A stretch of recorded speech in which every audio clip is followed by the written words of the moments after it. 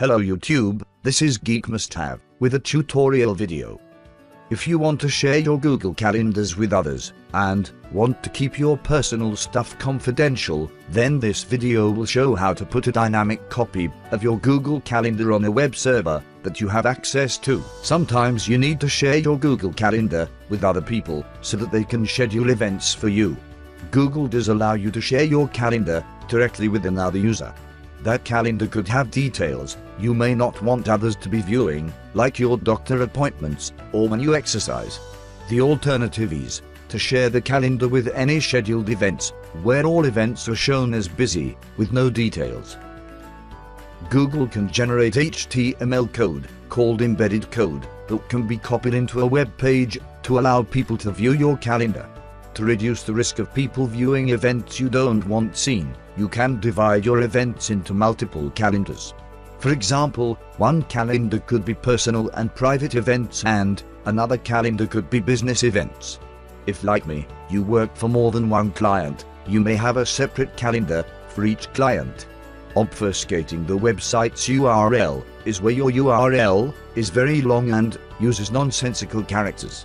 This makes it much more difficult for the hackers of the world to be viewing your calendar.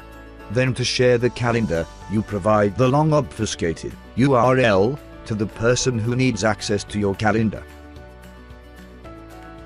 When Google generates your calendar's embed code, it looks at some settings to determine how your calendar will be displayed. It is important to set these parameters carefully.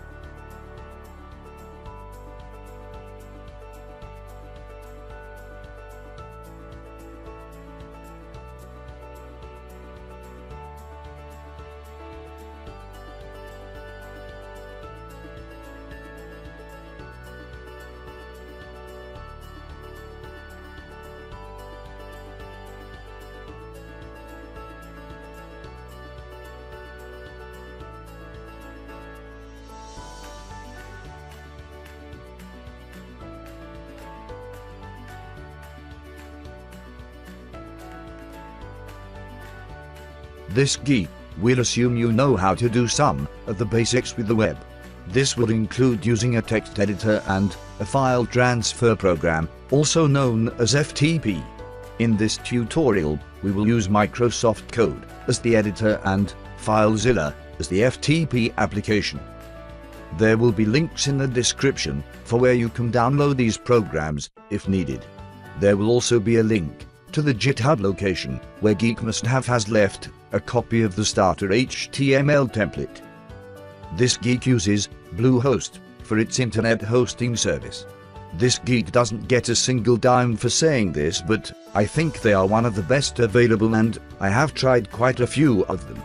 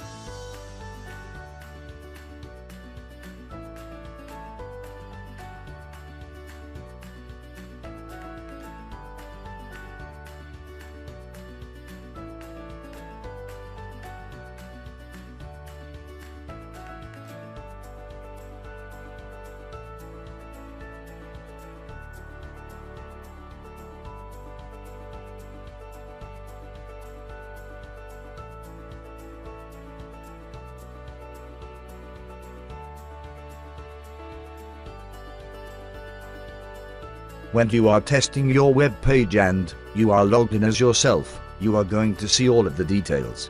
Do not worry, as long as you have set the calendar options correctly, the other people will only see busy and free. A little explanation is in order here. iframe was released with HTML 4.01 and introduced in 1997 by Microsoft Internet Explorer. This is an evolution of the basic frame object, which purpose was simple, to split web page elements on the page to look like windows. iframe was built in order to display content from one website to another. While this doesn't sound like a good idea, it can be found everywhere. For example, when you see a Facebook or Twitter share button, in fact it's an iframe. This geek is fortunate enough to have a web server, but you may not have one. If this is the case, then you can use Google's ability to generate a simple calendar link. This is a simple web link you can give to others to share your calendar with them. The user just opens this calendar link in a browser and your calendar, with just busy and free times, will be displayed in a full browser page.